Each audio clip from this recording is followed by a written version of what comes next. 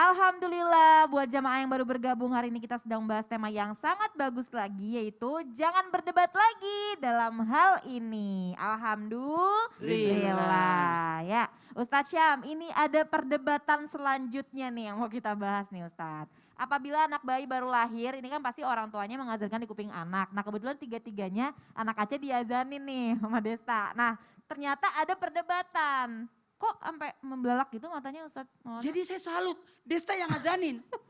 Saya 4 anak saya, bukan saya yang ngazanin. Masya Allah. Karena mertua saya kan saya nggak ada. Iya. Bayangkan kalau saya ngazanin, suara saya kan kenceng. Masya Allah. Ya lanjut ya Ustadz Syam. Nah ini gimana sih sebenarnya katanya nggak usah, nggak boleh. Tapi kan kebanyakan orang Indonesia kayaknya mayoritasnya pada ngazani nih Ustadz bayi baru lahir. Nah ini sebenarnya yang benar yang mana Ustadz Syam? Mohon izin. Baik, bismillahirrahmanirrahim. Tabi guruku Ustadz Bani, Ustadz Maulana, Kak Aca, serta guru-guru kami dimuliakan Allah Subhanahu wa Ta'ala, serta para pejuang 2 garis biru yang dimuliakan Allah yang menanti kelahiran anak untuk segera mengadzaninya. Jangan ragu untuk mengadzaninya karena satu riwayat mengatakan bahwasanya Rasulullah SAW ketika Sayyidina Hasan lahir dari ibunda Fatimah radhiyallahu taala anha warḍaha, maka Rasulullah SAW mengadzankan kepada bayi Hasan tadi. Subhanallah, ini hadis riwayat Tirmidzi, Abu Daud, dan hadis ini derajatnya adalah hadis yang hasan, yakni boleh untuk diamalkan. Ada yang meriwayatkan dari 2 jalur, ada yang meriwayatkan daripada 1 jalur saja. Namun 1 jalur saja sudah cukup untuk fadailul amal dan juga sudah cukup untuk dikatakan hadis ini sebagai hadis hasan, berarti ada dalilnya mengadzankan seorang bayi. Namun ini adalah walaupun mungkin tidak ada dalilnya, ini beruntung kita di Indonesia mengadzankan bayi. Bayangin kalau nggak ada tradisi mengadzankan bayi ketika lahir, kita mau ngomong apa coba bayinya lahir? Selamat datang. Halo. Atau apa? Halo, anak ganteng, anak cantik. Mau ngomong apa kira-kira orang tuanya? Bingung juga kan? Ini lucu juga. Ada yang mengatakan tidak ada dalilnya mengadzankan bayi. Lalu mau ngomong apa orang tuanya kalau anaknya lahir? Ya, halo atau apa gitu ya. Untung aja disyariatkan mengadzankan bayi tersebut. Namun dengan yang namanya adzannya jangan terlalu kencang karena kasihan sang bayinya. Tapi telinga itu kan berfungsi pertama. Innas sama wal basara wal fuada kullu ulaika kana anhu mas'ula. Di Al-Qur'an disebutkan pendengaran, penglihatan, hati dimintai pertanggungjawaban. Kenapa diadzankan? Kenapa dari telinga? Karena telinganya baru lahir aja udah berfungsi. Jangankan baru lahir, masih di dalam kandungan saja ternyata sensor pendengaran seorang manusia itu sudah berfungsi. Subhanallah. Dari kalangan Syafi'iyah disunnahkan, dari kalangan Hambali itu juga disunnahkan untuk yang namanya mengadzankan. Hanya sebahagian daripada ulama Malikiyah yang mengatakan makruh mengadzankan seorang bayi yang baru lahir, itu pun derajatnya adalah makruh, berarti bukan derajat yang haram. Namun kembali lagi riwayat-riwayat mengatakan bahwasanya baginda Nabi Shallallahu Alaihi Wasallam mengadzankan daripada Sayyidina Hasan ketika Sayyidina Hasan terlahir daripada kandungan ibunda Fatimah radhiyallahu taala anha wa ardhaha. Jangan ragu. Kata ulama bagaimana redaksi azannya? Redaksi azannya sebagaimana azan salat. Di telinga sebelah kanan. Allahu Akbar, Allahu Akbar, Allahu Akbar, Allahu Akbar. Ya sendu-sendu seperti itulah. Ya kalau mau lebih bagus lagi pakai azan subuh. As-salatu khairum minan naum. Jadi dari kecil udah ditanamkan tidur itu, salat itu lebih baik sayangku daripada tidur. Salat itu lebih baik daripada tidur. Salat itu lebih baik daripada tidur. Dan telinga kirinya adalah lafaz iqamat sebagaimana lafaz iqamat dalam salat, sebelum salat. Wallahu taala alam. Masya Allah. Jadi ibaratnya seperti kalimat pembuka yang baik ya Ustadznya ketika bayi lahir. Jadi daripada halo, assalamualaikum, Masya Allah, udah ganteng, mendingan diazankan ya. Masya Allah, terima kasih banyak Ustadz Syam. Ya ini mungkin Ustadz Syam juga sembari menunggu mengazankan anaknya kelak ya. Amin, kita doakan bersama jamaah. Amin. Sudah hamil? Belum tahu Ustadz, belum. Insya Allah, Ustadz. Ya lanjut ya, ini kita akan melihat tayangan berikutnya ada video tipe-tipe berangkat tarawih. Aduh jadi kangen sebelum pandemi nih Ustadz ya. Ini dia tayangannya. Ya marhaban ya syahr Ramadan ya يشاء رشيا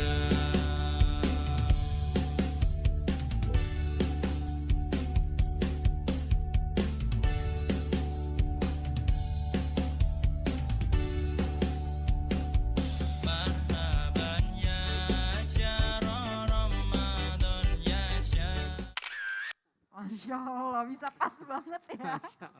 Masya Allah, sampai jatuh kan saking lucunya. Iya lanjut ya. Ustadz Bani, ini kan kalau Ramadan itu kan datang kan pasti kan diperdebatkan nih. Salat tarawih yang berbeda rakaatnya. Jadi sebenarnya yang benar itu dikerjain berapa sih? Ada yang 11, ada yang 23 kan Ustadz. Nah macem-macem tuh. Yang paling afdol itu salat tarawih itu di rumah atau di masjid. Nah khususnya juga perempuan nih Ustadz, mohon izin silakan. Masya Allah, mohon izin Ustadz kita, Ustadz Maulana, Ustadz Syam, Mbak Aca dan juga guru-guru kami dimanapun berada.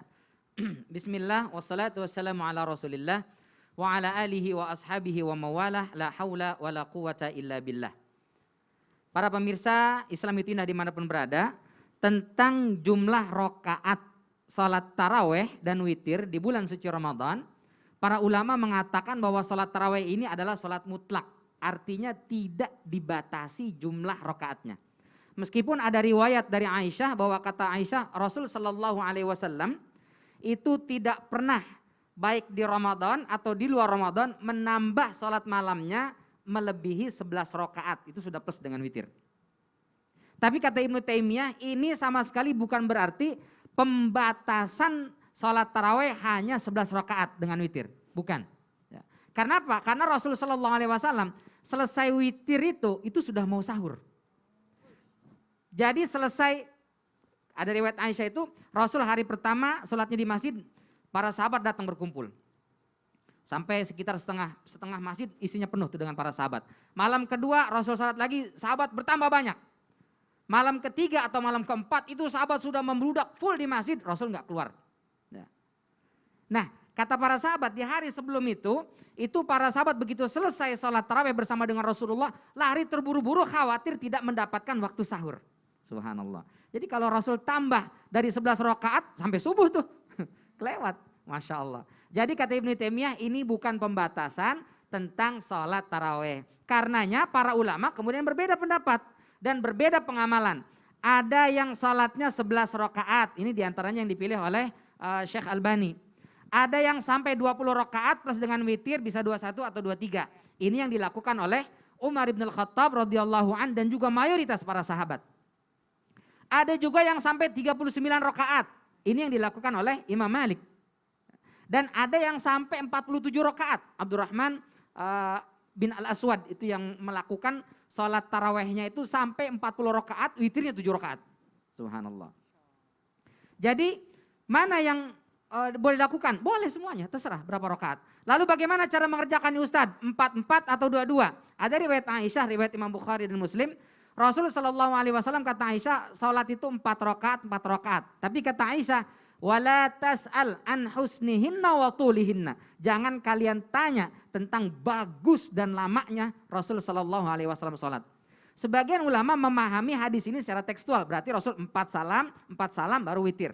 4-4-3 formasinya ya.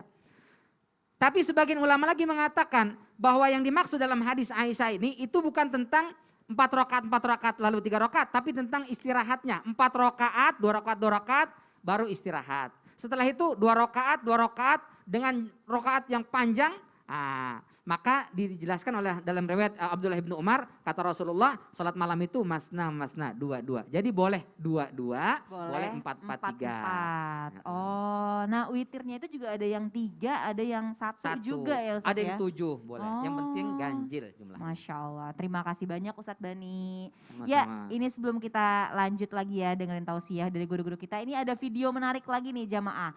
Gerakan sholat mazhab Maliki, Masya Allah. Ini dia tayangannya.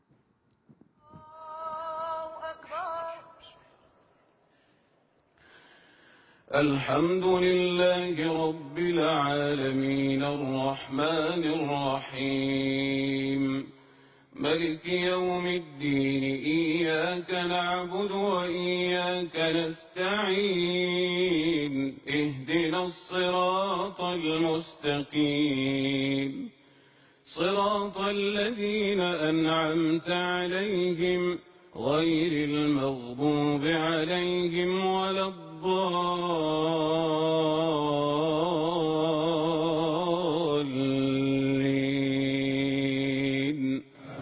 آمين.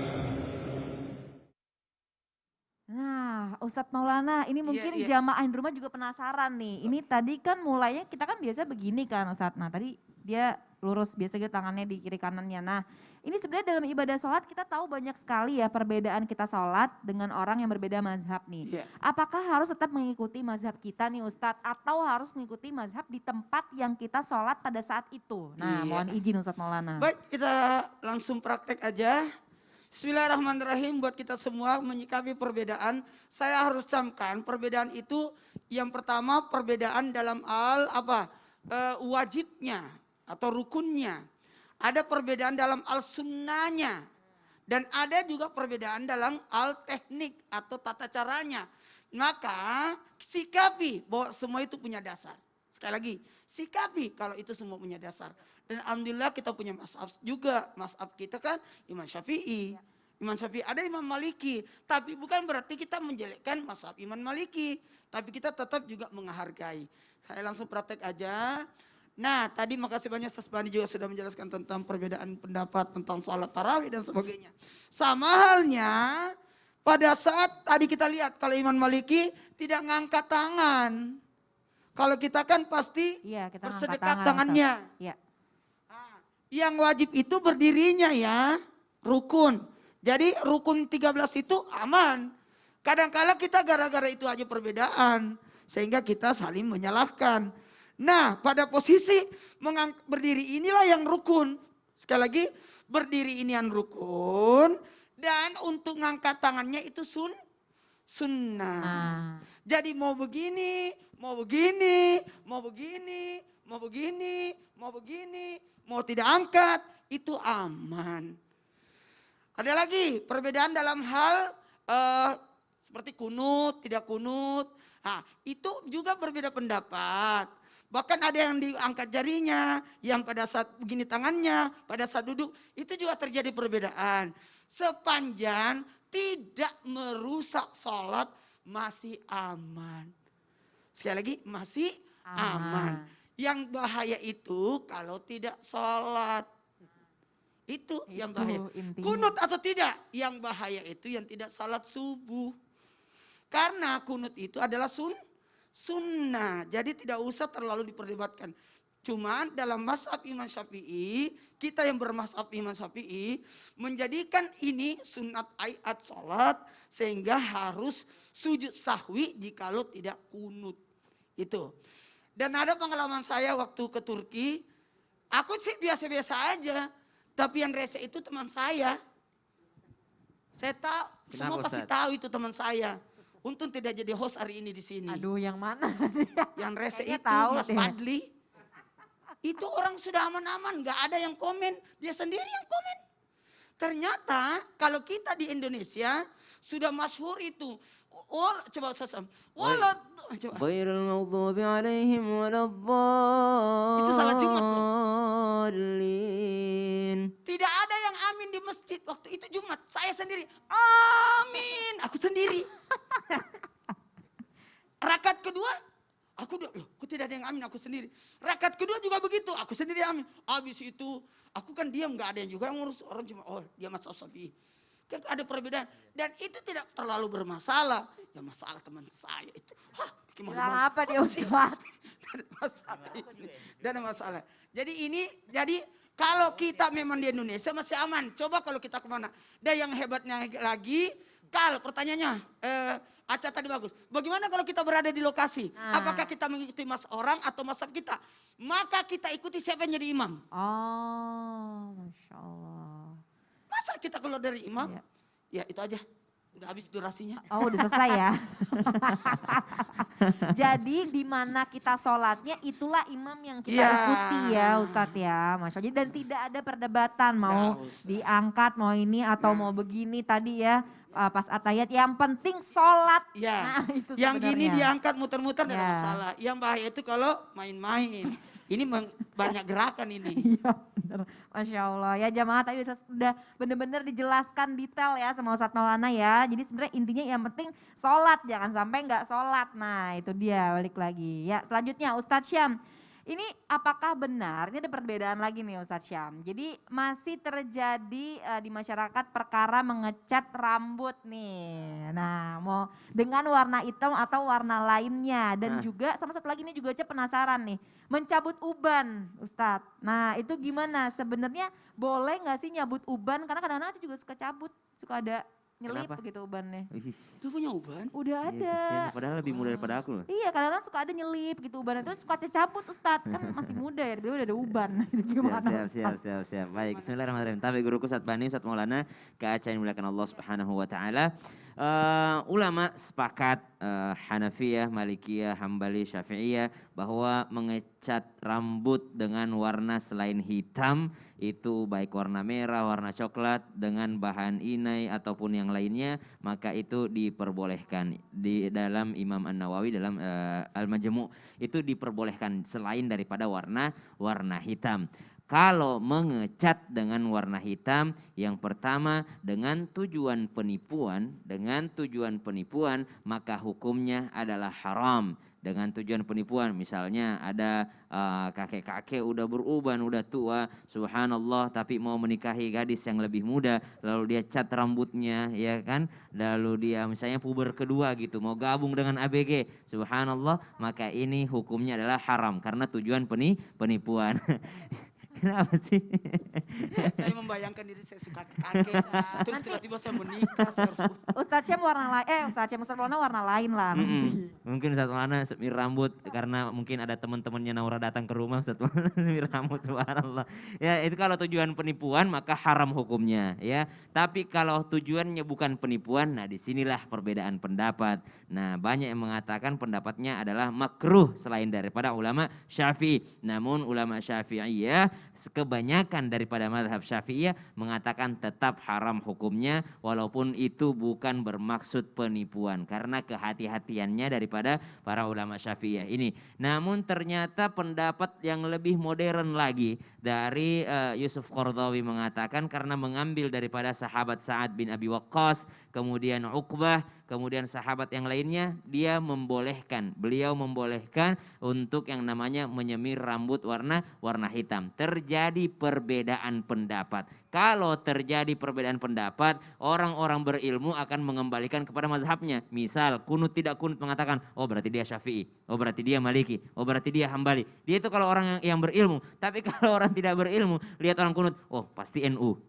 Lihat dia kalau sejak kapan NU, padahal jauh sebelum NU lahir sudah ada orang kunut gitu ya. Jauh sebelum Muhammadiyah lahir sudah ada orang yang tidak kunut, subhanallah. Jadi kita kembalikan kepada siapa? Ulamanya. Nah yang kedua adalah apa benar uban tidak boleh dicabut? Memang ada riwayat mengatakan bahwasanya janganlah mencabut yang namanya uban karena di situ adalah terdapat cahaya. Namun pelarangannya ini tidak sampai kepada yang haram. Artinya kalau dicabut pun tidak berdosa, akan tetapi kita menyalahi sunnah daripada baginda Nabi SAW karena yang menyampaikan adalah Rasulullah SAW. Masa iya nggak mau cahaya nanti di akhirat? Iya. Besok-besok berarti nggak usah dicabut lagi. Ya, janganlah, kan nggak kelihatan ini pakai hijab ini. Kecuali kalau Desta yang minta untuk semir, baru semir. Kayaknya lebih ke Desta yang harus semir ya. Oh Desta yang harus semir. Iya, udah mulai kayak Ustadz Maulana. Masya Allah, lanjut ya Ustadz. Makasih banyak Ustadz Syam. Desta nonton toh. Iya semoga amin nonton ya. Lanjut ya. Ya jamaah ini nanti kita akan jawab pertanyaan jamaah di sosial media. Tapi setelah ini tetap di Islam itu indah. Jamaah alhamdulillah.